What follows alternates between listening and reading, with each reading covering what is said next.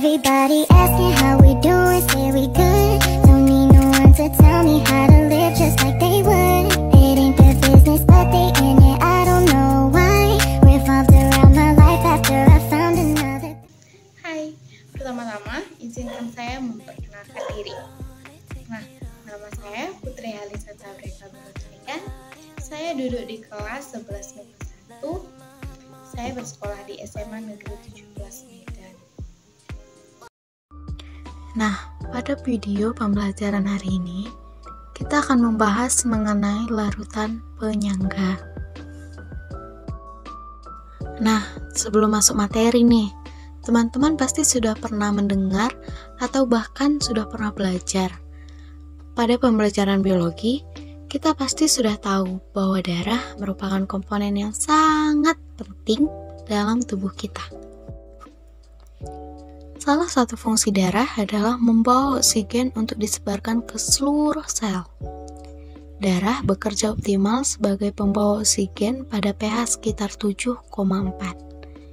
Jika pH cairan darah berubah hingga di atas 10 atau di bawah 5, maka akan menyebabkan kerusakan organ tubuh dan kematian.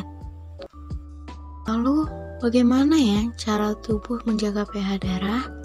Nah, teman-teman, cairan darah dalam tubuh manusia memiliki sifat penyangga karena mampu mengendalikan pH dalam darah.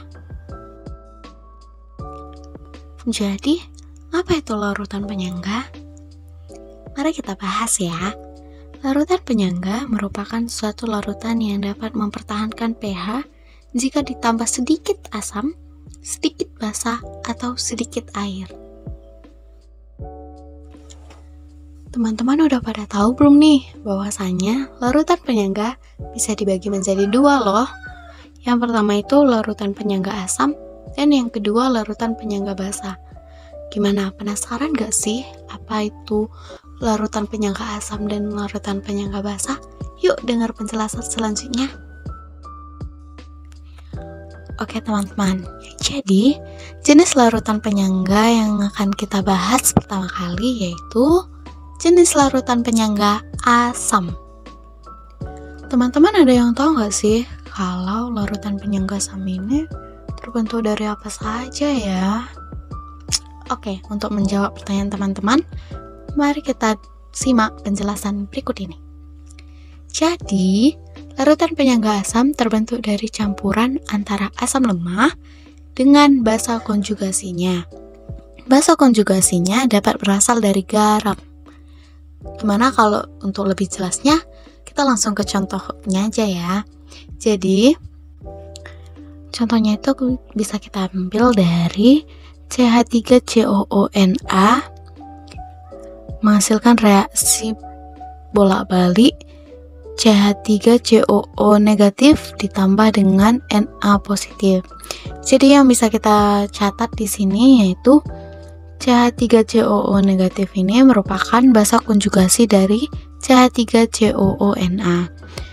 Dan komponen larutan penyangga yang dihasilkan dari reaksi tersebut yaitu CH3COOH dan CH3COO negatif. Gimana kalau sekarang kita masuk ke prinsip kerjanya aja ya. Jadi, prinsip kerja larutan penyangga asam itu bisa diketahui dengan dua cara. Yang pertama itu jika ditambah sedikit asam. Dan cara kerja yang kedua itu jika ditambah sedikit basa. Nah, menurut kalian gimana ya kalau larutan penyangga asam itu kita tambah sedikit asam atau sedikit larutan asam?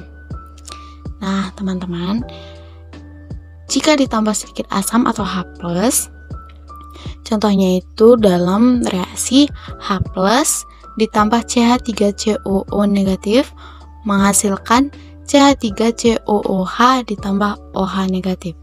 Jadi kesimpulannya apa dong nih?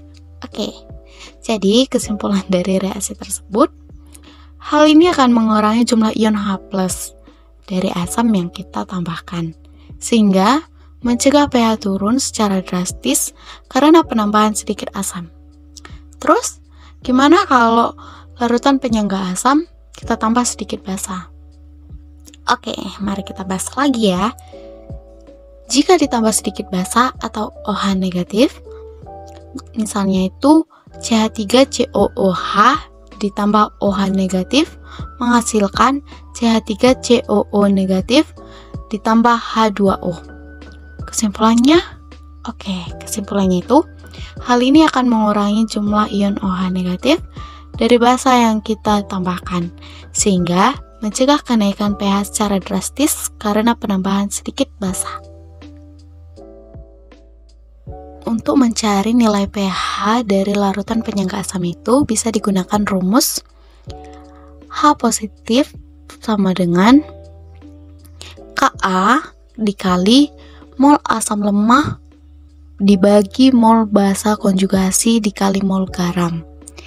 Jadi untuk mencari pH-nya itu sama dengan min log dikali H positif, dan POH sama dengan 14 kurang pH.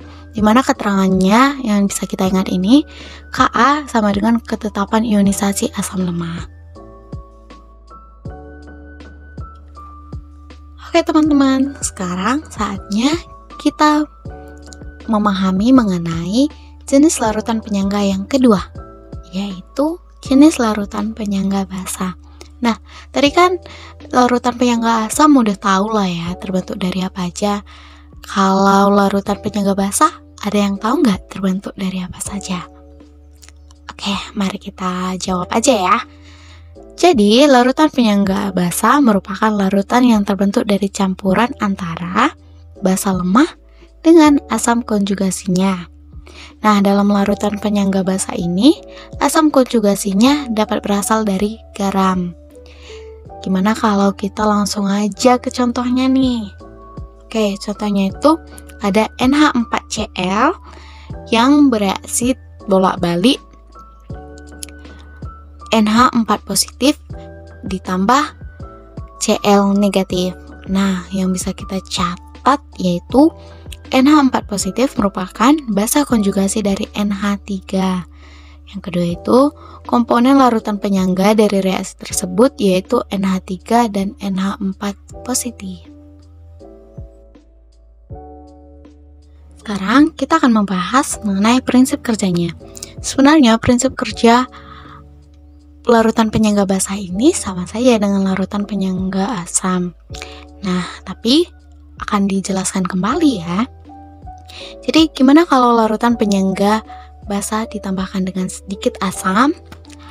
Jadi jika ditambah sedikit asam atau H+, contohnya itu dalam reaksi H+ ditambah NH3 menghasilkan NH4 positif.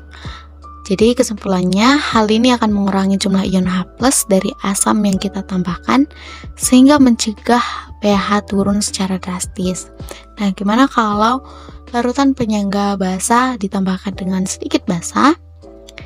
Nah, jika ditambah sedikit basa atau OH-, contohnya itu NH4 negatif ditambah OH positif menghasilkan NH4OH. Kesimpulannya, hal ini akan mengurangi jumlah ion OH negatif dari basa yang kita tambahkan, sehingga mencegah kenaikan pH secara drastis karena penambahan sedikit basa.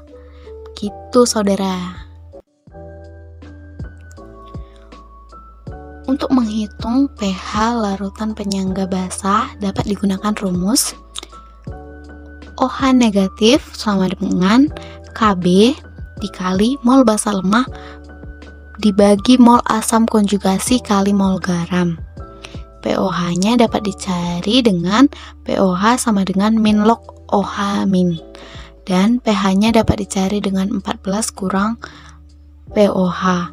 Keterangan yang bisa dicatat yaitu Kb sama dengan ketetapan ionisasi basa lemah. Nah, sekian video pembelajaran yang bisa saya sampaikan. Jika ada salah kata atau kekurangan dalam hal materi, saya mohon maaf. Dan terima kasih sudah bersedia menyediakan waktu untuk mendengarkan video ini. Terima kasih. Bye-bye.